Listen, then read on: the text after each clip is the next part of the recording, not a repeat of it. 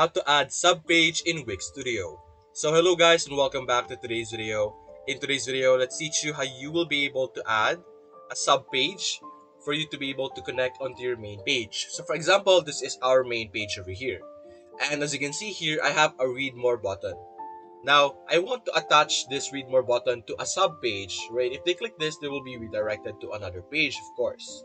You can modify the site links of this button over here on the right side. But first, let's create our page or the sub page that it should redirect to.